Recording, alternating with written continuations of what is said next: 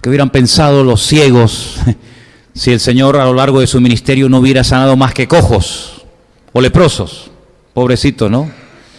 O si el Señor solamente se hubiera dedicado a resucitar muertos, o si el Señor solamente se hubiera limitado pues a sanar a paralíticos, que hubieran pensado los ciegos, los mudos, los cojos, ¿verdad? Sin embargo, vemos que la diversidad de enseñanzas de Cristo fue enorme. Habló prácticamente de todo, de los diezmos, de las ofrendas, de la oración, del ayuno, del perdón. Exactamente igual ocurrió con sus actos, con sus obras. No solamente hay variedad en la enseñanza, sino que también hay variedad en sus acciones. Y esto nos habla acerca de cómo el Señor en momentos puntuales de nuestra vida, según la necesidad que podamos tener, Él nos puede ayudar y Él nos puede socorrer. Hay momentos en los que a lo mejor no necesitamos ser sanados, pero hay una situación que tiene que ser cambiada. Puede ser una situación familiar, una relación con un hijo, con un padre, con la esposa, con el marido. Bueno, pues también vemos que el Señor Jesús, en uno de sus milagros, transformó el agua en vino. No significa de que el Señor hoy tiene que transformar nuestros grifos de agua en grifos de vino, pero sí nos da a entender la Escritura que Él puede transformar situaciones por muy difíciles que nos puedan parecer. Porque en aquel momento, en aquella boda, en Caná de Galilea, la situación era imposible de solucionar, sin embargo el Señor actuó de una forma tremenda, ¿no? Y lo que nadie podía hacer, el Señor lo hizo. Puede ser que a lo mejor no necesites que tu situación sea transformada o tu cuerpo pueda ser sanado, pero puede ser que a lo mejor necesites que el Señor provea tu necesidad material. Y he empezado el culto en esta tarde hablando de cómo el Señor ha suplido de una forma espectacular nuestras necesidades materiales. Amén, hermanos. No olviden nunca, recuerden ese testimonio que les acabo de comentar al principio del culto. Y es que vemos que el Señor Jesucristo no solamente sanaba enfermos y mudos y cojos y resucitaba muertos, sino que también vemos que en un momento puntual, cuando la gente tenía hambre, pues Él suplió no una, sino en varias ocasiones, el alimento material de la gente, proveyéndoles pan y proveyéndoles peces, ¿verdad?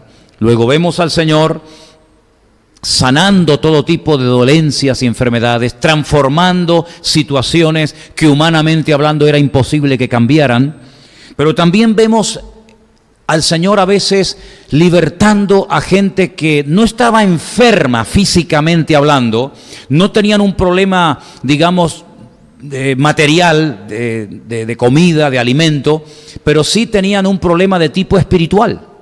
Y vemos al Señor en muchas ocasiones libertando a los oprimidos por el diablo, personas que tenían serios problemas con demonios y eran liberados de una forma espectacular. Tal vez el caso más notorio y más significativo, sin lugar a dudas, sea el del famoso endemoniado gadareno.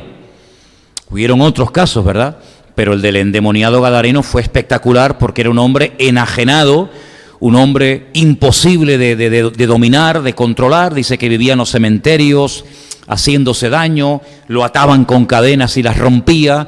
En fin, era un hombre realmente, era un salvaje, era una bestia, y el Señor lo liberó y llevó una vida totalmente normal, hasta el punto que le dice, no me sigas, no vengas conmigo, sino ve a los tuyos, ve a tu casa, ya que no me dejan ir a mí, y cuéntale a los tuyos cuán grandes cosas el Señor ha hecho contigo. Entonces yo quiero en esta tarde destacar la variedad en las acciones del Señor Jesucristo. Estaba leyendo hoy incluso en Mateo capítulo 17, del versículo 14 al 15, cómo el Señor sana a un chico que tenía problemas mentales que se manifestaban como si estuviera realmente poseído, ¿verdad? Su mente estaba mal, no era un problema de la piel, no era un problema de la vista, sino que la Biblia, la palabra que emplea es que era un lunático. Mateo capítulo 17, es un texto que creo que no te pasé al principio, pero bueno, te lo paso ahora si lo podemos leer. Y dice que en Mateo 17, 14, cuando llegaron al gentío, vino a él un hombre que se arrodilló delante de él diciendo, escucha, versículo 15, Señor, ten misericordia de mi hijo, que es lunático y padece muchísimo, porque muchas veces cae en el fuego y muchas veces en el agua. Vemos cómo el Señor lo liberó. Y esa palabra lunático en la Biblia se emplea muchas veces como sinónimo de loco, como persona que está muy mal de la mente. Así que vemos al Señor que no solamente sanaba gente con problemas mentales, sino también con problemas espirituales, caso de los endemoniados, problemas en la piel, ¿verdad? Vemos que la lepra es un problema en la piel y el Señor sanaba leprosos. Vemos que a veces el Señor sanaba a personas que tenían problemas en los huesos. Dice que la mujer encorvada no se podía enderezar, tenía un problema en su columna terrible. Vemos que el Señor sanaba a personas con problemas en los ojos, en la vista, en las piernas, muchas veces cojos, paralíticos. Es decir, quiero enfatizar esto en esta tarde, para que te des cuenta de que en cualquier situación en la que tú te encuentres, problema físico, espiritual, económico, mental o de cualquier otra índole, tenemos un Dios tan poderoso, amén, que nos puede ayudar, porque lo mismo que hizo, lo puede volver a hacer, porque Él es el mismo ayer, hoy y por los siglos. ¿Cuántos dicen amén? Ahora, hay varios factores que a veces podemos vernos que son factores en nuestra contra, y uno de ellos es el factor tiempo. Y yo he escogido varias porciones para que ustedes se den cuenta que no importa el tiempo que hayas tenido ese sufrimiento, esa dolencia, esa dificultad, el problema del tiempo para el Señor no existe, no existe. De hecho, me llama la atención que muchas veces la Biblia dice y los evangelios registran el tiempo que la persona llevaba sufriendo ese problema. Vamos a ir, por ejemplo, al Evangelio según San Juan, capítulo 5, el famoso paralítico del estanque de Betesda. Pues en el capítulo 5 nos dice el Evangelio según San Juan lo siguiente: después de estas cosas, había una fiesta de los judíos y Jesús subió a Jerusalén.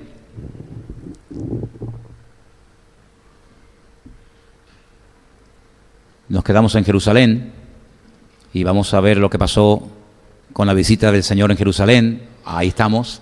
Y dice que cerca de la puerta de las ovejas hay un estanque que en hebreo se llama Betesda, la casa de la misericordia, el cual tiene 5 pórticos. En estos yacía una multitud de enfermos, ciegos, cojos y paralíticos que esperaban el movimiento del agua. Versículo 4, porque un ángel descendía de tiempo en tiempo al estanque y agitaba el agua, y el primero que descendía al estanque después del movimiento del agua quedaba sano de cualquier enfermedad que tuviese. Y dice en el versículo 5, y había allí un hombre que hacía 38 años que estaba enfermo. ¿Os dais cuenta cómo el tiempo no pasa desapercibido para el evangelista Juan? ¿Se dan cuenta cómo no dice la Biblia que había un paralítico que llevaba pues mucho tiempo, sino que especifica 38 años, toda una vida, esperando algo que nunca iba a acontecer, esperando algo que nunca iba a suceder? Porque dicho sea de paso, en el estanque de Betesda, según la Biblia, no se curó nunca nadie de nada, hasta que llegó Cristo. ¿Cuántas veces la gente está esperando en lugares santos, en lugares donde dice que se apareció fulano o mengano, que ocurra el milagro y no ocurre nada? Bueno, así pasaba en el estanque de Betesda. Se había corrido la leyenda, el rumor de que un ángel descendía de tiempo en tiempo y movía las aguas, y el primero que se metía, es una cosa muy injusta, ¿no? El primero, y el segundo, ¿qué pasa con el segundo? Y el tercero, y el cuarto, amigo, llegaste tarde, ¿no? La gente estaba allí esperando algo que nunca sucedía, ¿vale? Hasta que llegó el Señor y sana a un hombre que lleva 38 años esperando un cambio, 38 años tirado como un perro. Lógicamente, aunque el ángel viniera, que no iba a venir, pero aunque el ángel viniera, él nunca iba a poder llegar al primero, porque lógicamente su problema le impedía llegar al primero, era paralítico. Y dice la Biblia que llevaba así 38 años. Entonces uno dice, bueno, ya después de 38 años, Ya como que uno ya ha adoptado esa enfermedad, ya te has acostumbrado a vivir con ese problema, con ese marido, con ese problema, con ese hijo, con esa dificultad. Pero vemos que el Señor así, en décimas de segundo, solucionó lo que 38 años de larga espera tirado en el estanque de Betesda no pudieron cambiar. ¿Te das cuenta? Así que el factor tiempo no te tiene por qué asustar, sino todo lo contrario. El Señor puede cambiar las cosas en décimas de segundo cuando confiamos en Él. ¿Cuántos dicen amén? Hay otro ejemplo en el Evangelio también San Juan, capítulo 9. Vamos a Juan capítulo 9, porque este es aún peor. El paralítico del estanque de Betesda llevaba 38 años, pero ni te cuento. Al pasar vio Jesús a un hombre ciego de nacimiento. Ciego de nacimiento. Este no llevaba unos cuantos años en esta condición, sino que ya había nacido así. Ya era ciego desde el vientre de su madre. Aún no había nacido y ya era ciego. Nunca vio. No es como otros ciegos que dicen, Señor, yo lo que quiero es recobrar la vista. Personas que a lo mejor vieron un tiempo, pero que se quedaron ciegos. Como fue el caso, por ejemplo, del patriarca Isaac. El patriarca Isaac vio perfectamente. La Biblia dice que vio de lejos a su futura esposa y se enamoró de ella, ¿no? Pero sin embargo, cuando es adulto, cuando es mayor, no puede ver. Y por eso Jacob entra y se hace pasar por su hijo Esaú. Todos conocemos la historia, ¿verdad? Este hombre nació ciego, nunca había visto el rostro de su padre, de su madre, ni siquiera sus manos, nunca había visto a un amigo, nunca había visto un monte, un pájaro, nada, era ciego de nacimiento. Sin embargo, el Señor llega y lo sana completamente en otro estanque, en el estanque de Siloé, que está en la otra punta de la ciudad de Jerusalén, estanque que hasta el día de hoy, lógicamente, se puede visitar. ¿Os dais cuenta? Factor tiempo, uno 38 años, otro desde el nacimiento. Hay otro caso en el Evangelio según San Lucas, capítulo 13, vamos a poner la lectura para que ustedes puedan escuchar el texto. Lucas, capítulo 13, los versículos 10 y 11, dice que Jesús estaba enseñando en una sinagoga en el día de reposo, y había allí una mujer que desde hacía, ¿cuánto? 18 años tenía espíritu de enfermedad y andaba encorvada y de ninguna manera se podía enderezar. Yo creo que tanto Lucas como Juan como otros evangelistas anotan y apuntan y escriben los años que llevaban de martirio y de sufrimiento para que quede bien claro que aquello no era una dolencia pasajera, que aquello no era algo que le pasó por la mañana, pero que a lo mejor por la tarde se iba, sino que eran personas que llevaban muchos años sufriendo. 18 años esta pobre mujer congregándose en una sinagoga y de ninguna manera se podía enderezar. Y el que lo está contando es un médico, es Lucas. Dice que no hay forma de enderezar la vida de esta mujer. Un problema, no sé, de artrosis, yo no sé lo que fuera, pero lo que está bien claro es que eran 18 largos años. Y el Señor llegó, la llama, la saca, pone las manos sobre ella y le dice, mujer, quedas libre de tu enfermedad. Y al momento se enderezó. ¿Os dais cuenta? Ni el ciego de nacimiento, ni el paralítico de Betesda, 38 años tirado, ni la mujer de la sinagoga, 18 años encorvada, el factor tiempo se les volvió en su contra, sino que para el Señor el tiempo no existe, sino que Él llega y hace lo que la medicina no puede hacer jamás. Pero luego hay otro factor, que es tal vez el factor de la distancia. ¿Tendría algún problema el Señor en sanar, en obrar en una persona que no está presente delante de Él cuando tiene que recibir el milagro? Porque algunos pueden decir, bueno, veo que aunque haya sufrido muchos años, el Señor puede actuar en mi vida. Pero, ¿y el tema de la distancia? Vamos a ver algunos ejemplos de la Biblia. Juan, volvemos a Juan, capítulo 4, por favor. Juan, capítulo 4, del 46 en adelante, dice que había allí una mujer, Juan 4, 46. Ya la mujer la hemos dejado, ahora nos vamos a un hombre. Juan 4:46 dice que vino Jesús otra vez a Caná de Galilea, donde había convertido el agua en vino, y había en Capernaum, la palabra Capernaum es un nombre compuesto, Kefernaum, Cafer significa en hebreo pueblo, es el pueblo donde había nacido el profeta Nahum, en ese pueblo de Capernaum, vino Jesús otra vez a Caná de Galilea, donde había convertido el agua en vino, y había en Capernaum un oficial del rey cuyo hijo estaba enfermo. Y dice, cuando oyó que Jesús había llegado de Judea a Galilea, del sur al norte, vino a él y le rogó que descendiese y sanase a su hijo que estaba a punto de morir. Entonces Jesús le dijo: si no viereis señales y prodigios, no creeréis. El oficial del rey le dijo: Señor, desciende antes de que mi hijo se muera. Jesús le dijo: ve, tu hijo vive. Y el hombre creyó la palabra que Jesús le dijo y se fue. Cuando ya él descendía, sus siervos salieron a recibirle y le dieron las nuevas, las noticias, diciendo: tu hijo vive. Entonces él les preguntó: ¿a qué hora había comenzado a estar mejor? Y le dijeron: ayer a las 7 le dejó la fiebre. Y entonces dice la Biblia que el padre entendió que esa era la hora a la que Jesús le había dicho: tu hijo vive, y creyó toda su casa. ¿Os dais cuenta? No estaba el enfermo delante, estaba a muchos kilómetros. El padre, cuando llega a la casa, se da cuenta de que desde el día anterior ya su hijo estaba sanado. Luego, la distancia tampoco es un problema para el Señor. Por eso nosotros podemos orar por un hermano, por un matrimonio, por una persona que no está aquí. A lo mejor está a miles de kilómetros, pero no importa. Para el Señor no existe ni tiempo ni distancia que lo limite. ¿Cuántos lo creen? Otro ejemplo más para que veáis. Lucas 17, versículo 11 en adelante. 10 pobres leprosos condenados a morir con aquella terrible enfermedad. Lucas 17:11 nos habla de cómo estos hombres se atreven a bajar de las montañas. Y entonces dice que yendo Jesús a Jerusalén, pasaba entre Samaria y Galilea. Y al entrar en una aldea le salieron al encuentro 10 hombres leprosos, los cuales se pararon de lejos, y alzaron la voz diciendo: Jesús, Maestro, ten misericordia de nosotros. Cuando él los vio, les dijo: id, mostraos a los sacerdotes. Y aconteció que mientras iban, fueron limpiados. Ni los tocó, ni los rozó, ni les puso las manos encima, como lo hizo, por ejemplo, con la mujer encorvada en la sinagoga, sino que de lejos le dijo: vayan a los sacerdotes para que les reconozcan.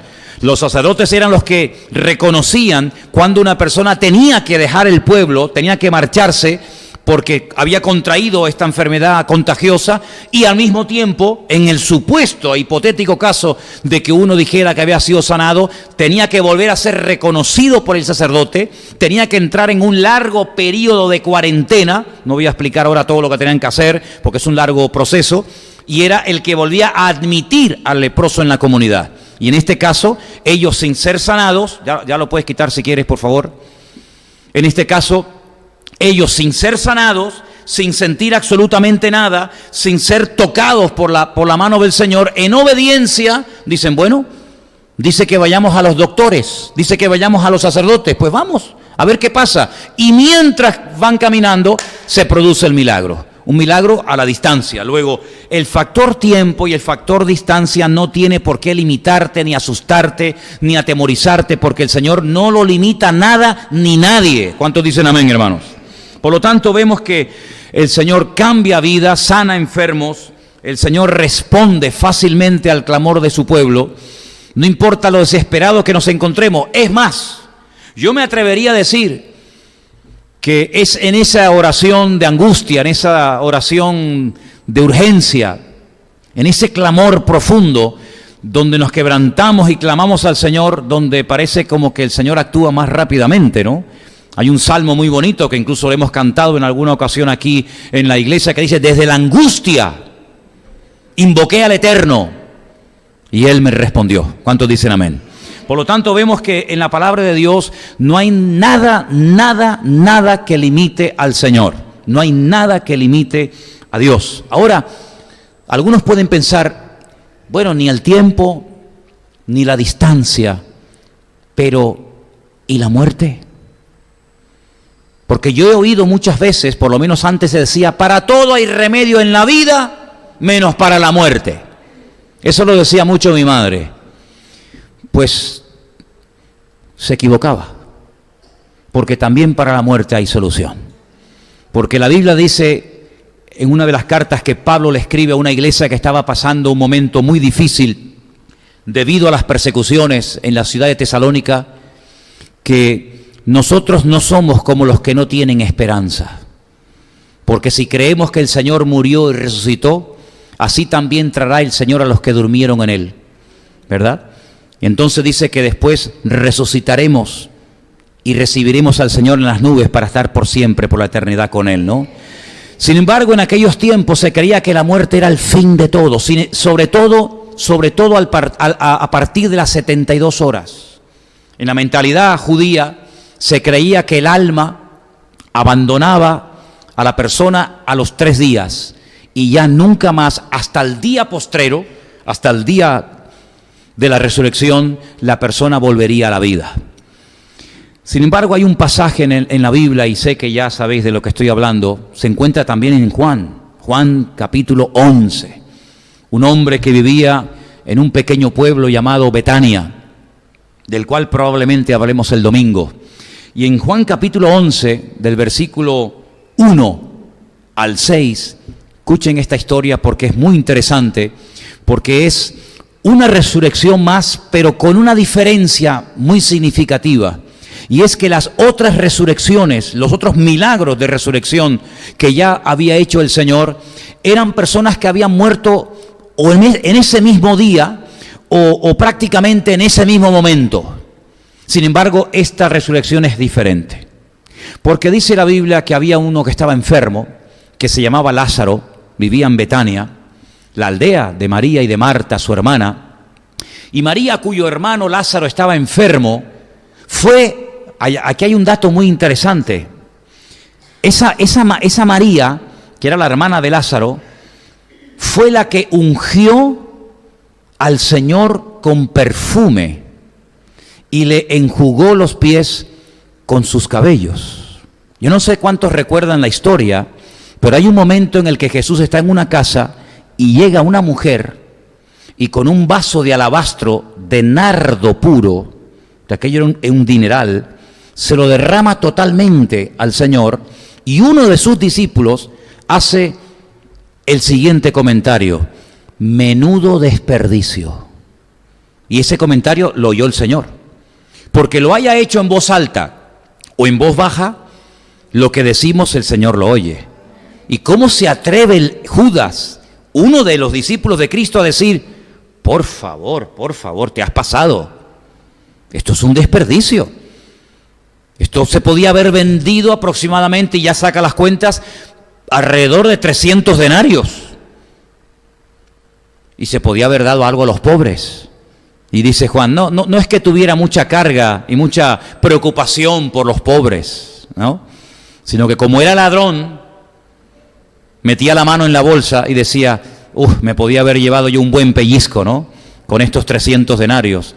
Y el Señor dijo: no la molesten, déjenlo, porque esto lo ha hecho, un acto de agradecimiento y de amor, y en todo lugar donde se predique el Evangelio se hablará de lo que esta mujer ha hecho. Y se cumplió al pie de la letra, porque hoy, 2000 y pico años después de este milagro, o de este acto, estamos hablando de esta mujer, lo que se cumplió literalmente, ¿verdad?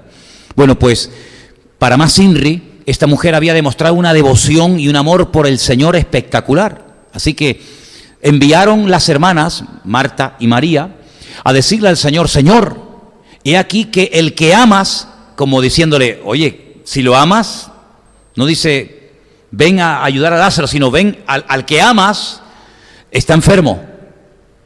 Oyéndolo Jesús dijo: esta enfermedad no es para muerte, sino para la gloria de Dios. Vamos a pararnos un momento aquí, porque siempre relacionamos enfermedad con pecado, enfermedad con algo malo, pero aquí hay un matiz, aquí hay un dato muy importante. Jesús dijo: un momento, otras no, pero esta enfermedad es para la gloria de Dios.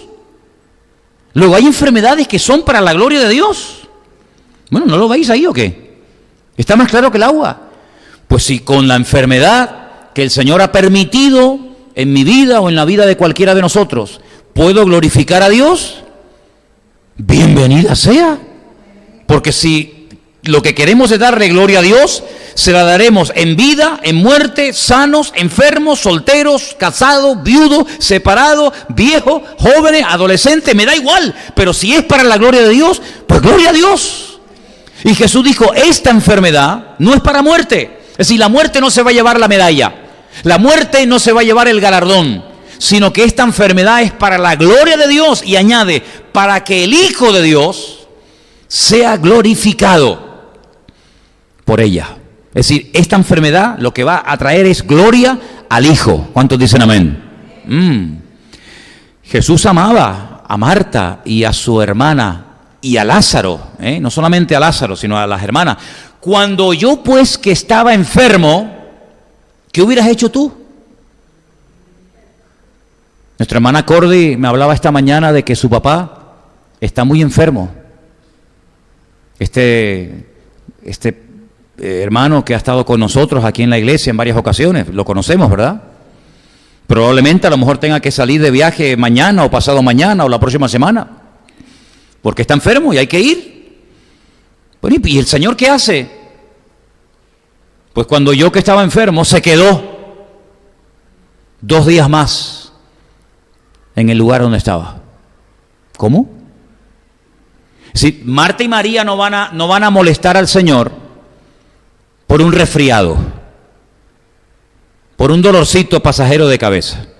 Cuando Marta y María, sabiendo cómo es el Señor y lo ocupado que está y todo lo que tiene que hacer, cumplir su ministerio, mandan a llamar al Señor, es porque su hermano está muy, pero que muy enfermo.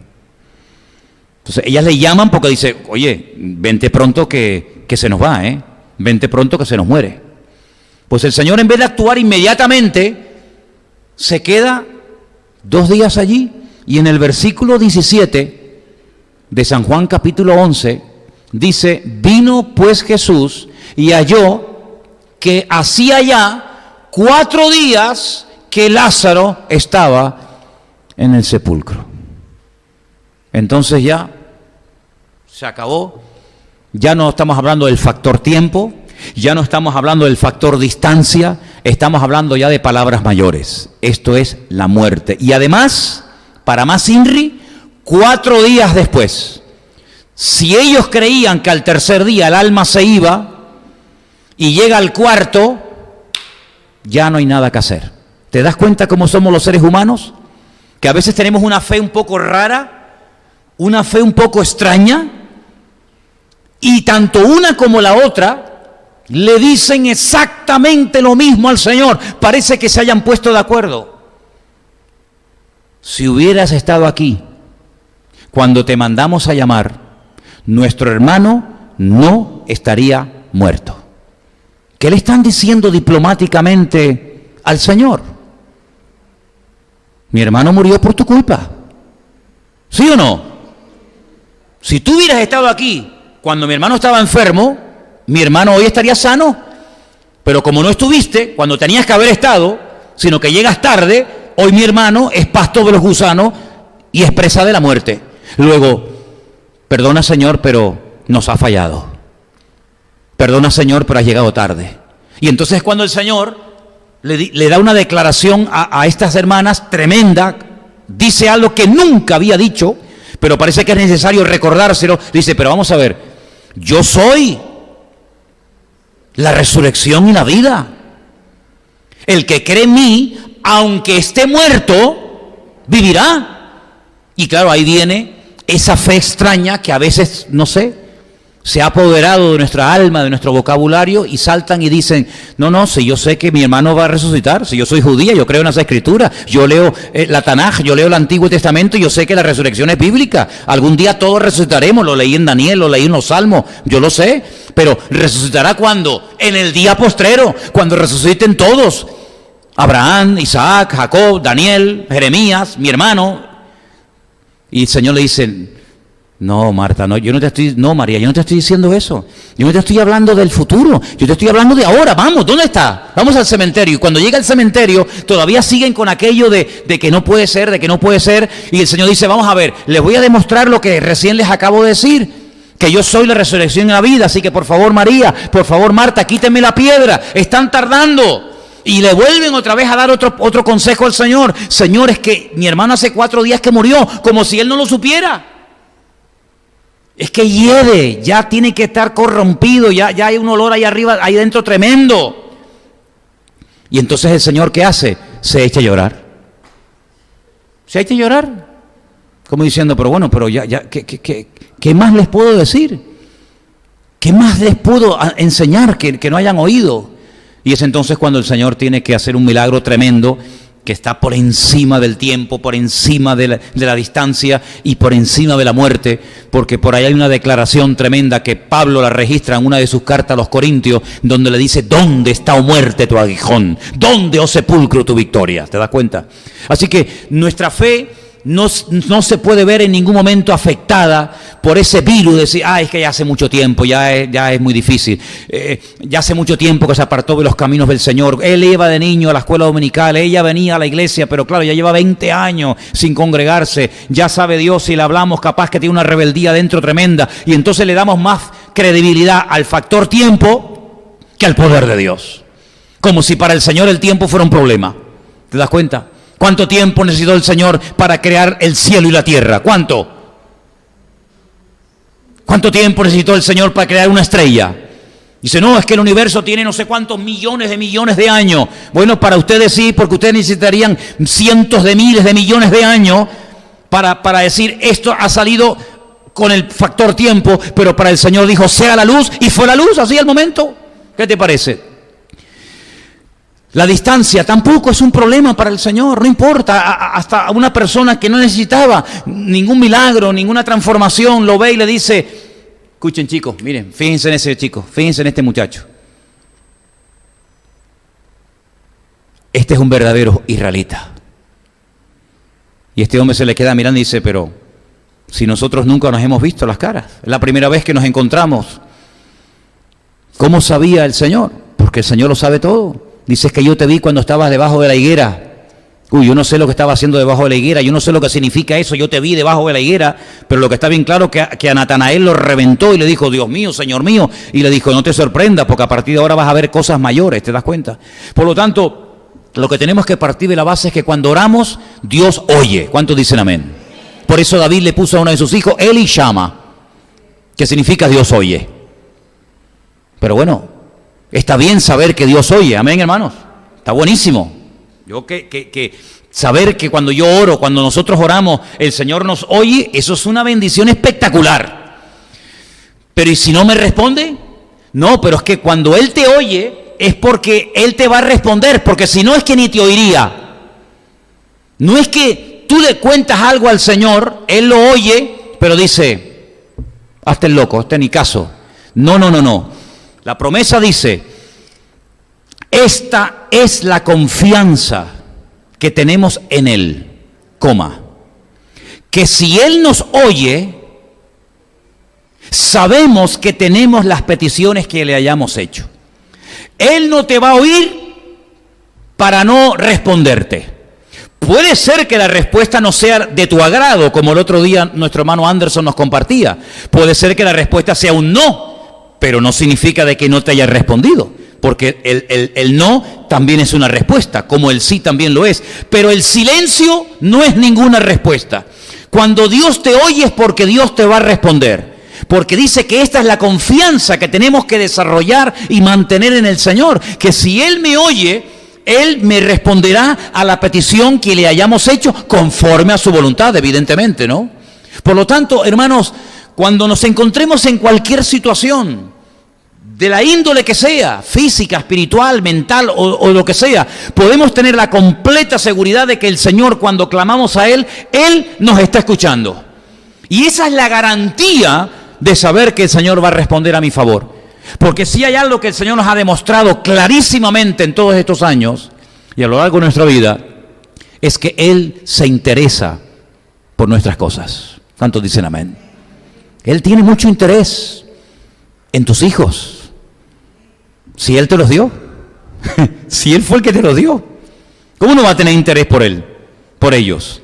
Si no te los hubiera dado. Él tiene mucho interés en tu salud. Si el Señor cuando creó al hombre lo creó sano, no lo creó lleno de enfermedades y después se las fue quitando poco a poco. Lo creó sano. El Señor tiene mucho interés en tu estabilidad emocional, en tu equilibrio psicológico.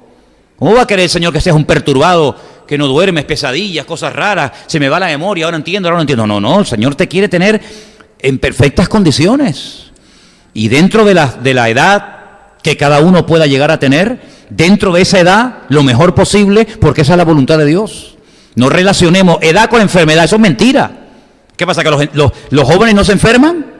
Parece que, no, es que es mayor, tiene que estar enfermo. ¿Quién dijo que un mayor tiene que estar enfermo?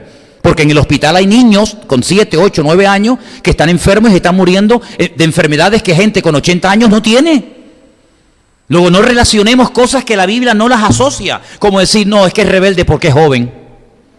¿Y quién dijo? ¿Quién dijo que la rebeldía? ¿Quién dijo que la rebeldía tiene que ser la característica principal de la vida de un joven? Cuando vemos en la Biblia jóvenes que no tenían de rebelde nada, sino al contrario, eran gente ejemplar, obediente. Mira David, mira José y tantos personajes. Por lo tanto, no hagamos asociaciones de cosas que no tienen ningún fundamento bíblico. Mira, la Biblia dice, y todo vuestro ser, espíritu, alma y cuerpo, que esté guardado irreprensible para la aparición de nuestro Señor Jesucristo. Por lo tanto, tenemos que pedirle al Señor cada día que nos sane, que nos perdone, que nos limpie, que nos mantenga bien, que nos mantenga fuertes, que nos mantenga equilibrados, porque esa es la voluntad del Señor. ¿Cuántos dicen amén?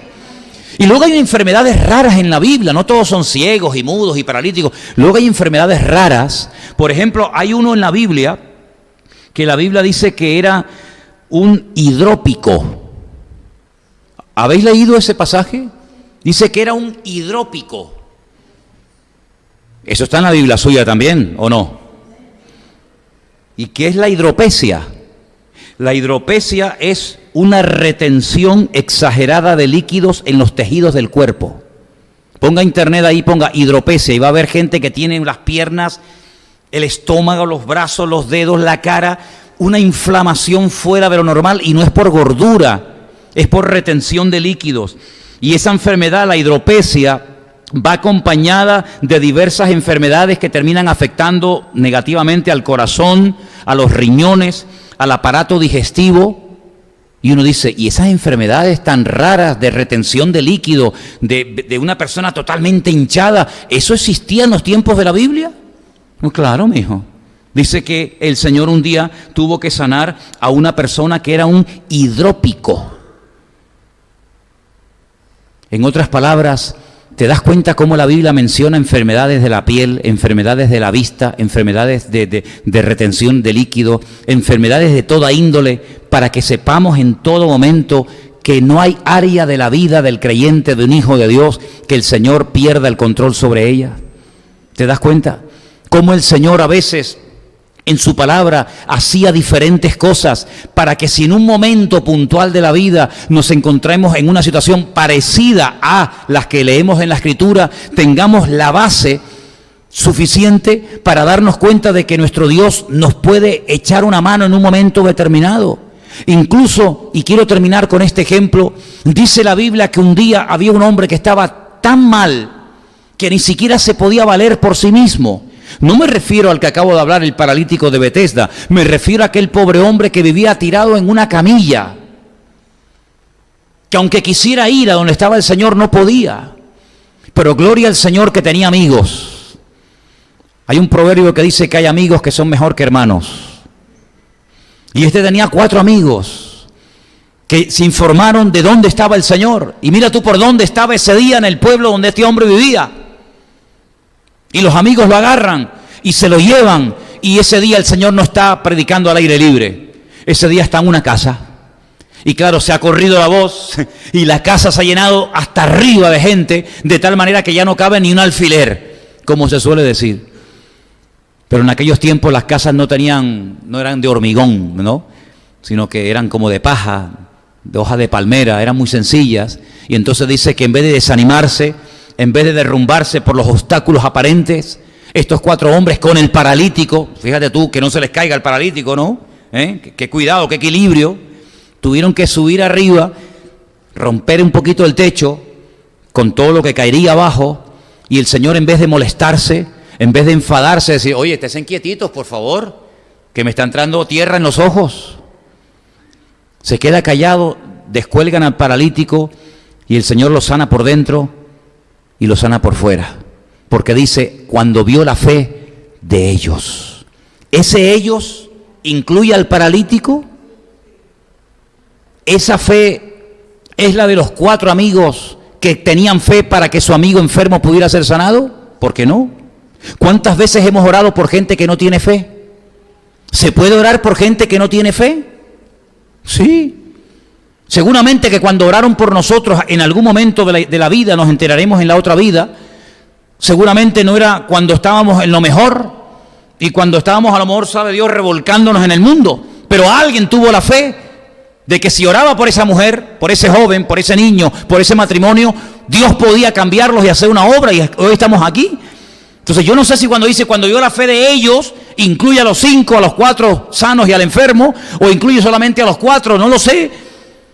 Pero sea como sea, cuando el Señor vio la fe, no se pudo quedar callado, sino que actuó a favor del que tenía la necesidad, en este caso del enfermo, y dice que salió caminando por su propio pie. Es decir, que no hay ningún tipo de limitación para el Señor. Cuando hay un mínimo de esfuerzo y de interés y buscamos al Señor de noche, de día, en la cárcel, en un barco, como sea, el Señor es galardonador de los que le buscan. ¿Cuántos dicen amén? Amén. Den un aplauso al Señor. Gloria a Dios. Gloria a Dios. Qué bueno. Amén. Amén.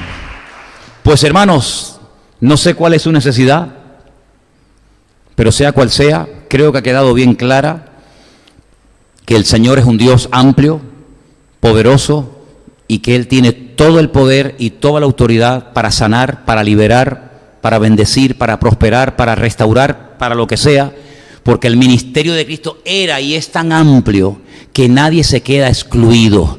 Nadie dice, ¿y yo? ¿Y yo? Nadie se tiene por qué sentir excluido, porque en el reino de Dios hay lugar para todos. Ponte de pie en esta tarde conmigo. Vamos a orar. Vamos a pedirle al Señor que actúe. Lo ha hecho en esta semana de una forma impresionante. Por eso comencé el culto dándoles ese tremendo testimonio que trae paz, ¿sí o no? Trae paz, oye, trae tranquilidad. El irte a la cama diciendo, gloria a Dios, ¿no? ¿Verdad? Trae la gloria al Señor. Pues deja que tu problema, deja que tu necesidad, el Señor la utilice para que Él te pueda demostrar que tiene mucho más poder. Una vez dijo alguien, no le hables tanto a Dios de lo grande que es tu problema, sino háblale más bien a tu problema de lo grande que es tu Dios, ¿no? Alguien dijo eso, ¿no? Pues cierra sus ojos ahí donde esté y háblele a su necesidad, háblele a su problema. Y dígale, mi Dios es grande, mi Dios es todopoderoso, mi Dios es el Dios de la plata y del oro, mi Señor es el médico del alma, el médico de mi cuerpo, de mi mente, de todo mi ser. El Señor es mi pastor y nada me faltará.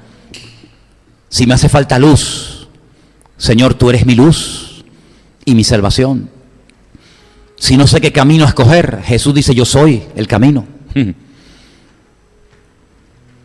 Si tienes necesidad material, Señor dice, yo soy el pan de vida. Te das cuenta que no hay salida, no hay lugar de donde huir de Dios. Él lo controla, Él lo sabe todo. Lo material, lo físico, lo espiritual, lo psicológico, no importa lo que sea. Dios es grande, Dios es poderoso. Y no vamos a dejar que ni el tiempo ni la distancia, no vamos a dejar que ningún factor ajeno a la fe se me interponga en tu relación con el Señor, sino que en el nombre de Jesús tomamos autoridad y declaramos que mayor es el que está conmigo que el que viene contra mí. Señor, en esta tarde tu palabra la decimos a los 4 vientos, que tu palabra es lumbrera a mi camino, aleluya, y por eso tú vas a iluminar las decisiones que tengamos que tomar en la vida. Ve tú delante, Señor, y muéstranos la puerta. Ve tú delante, Señor, y prepara el camino. Y nosotros te seguiremos con confianza y con valor. Queremos seguir tus pisadas, Dios mío, donde quiera que nos lleves. Y te doy gracias porque tú eres amplio y eres maravilloso, no hay nada que te limite. Y en esta tarde, Señor, toma cada necesidad aquí representada, de la índole que sea. Llévate estas cargas, estas preocupaciones, estos temores físicos, espirituales, de soledad, de angustia, de incomprensión, de lo que sea, tiene que marcharse en el nombre de Jesús, porque el Señor ha prometido estar con nosotros todos los días del año, de nuestra vida. Él estará conmigo. Tu vara, tu cayado me infunden aliento. Gracias, Señor, porque unge mi cabeza con aceite. Gracias, Dios mío, porque puedo alzar mis ojos y mirarte y verte a ti en medio de los temores y las tormentas de la vida. Y podemos caminar por encima de las tormentas, y podemos pisar por encima de serpientes y escorpiones, y podemos caminar de victoria en victoria y de gloria en gloria, porque tú así lo has prometido en tu palabra. Y en esta tarde te pido que nos ayudes y nos fortalezcas en la fe, para que todos y cada uno de nosotros podamos mirarte a ti cada día. Gracias por tu palabra, Señor. Gracias por estos ejemplos de milagros diversos. Gracias por la variedad de tu ministerio y de tus obras. A ti la gloria y la honra, Señor, en esta noche. En el nombre de tu amado Hijo Cristo Jesús. Amén y amén. Saluda a tu hermano en esta tarde, el hermano. Confía en el Señor y Él hará. Confía en el Señor.